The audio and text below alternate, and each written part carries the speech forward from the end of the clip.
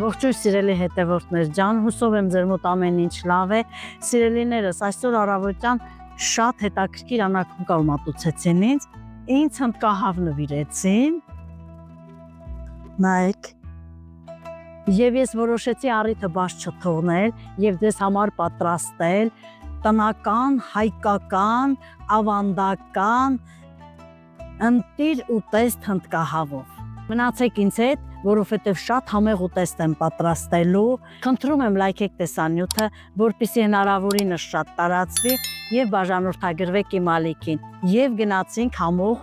հնդկահավ պատրաստելու։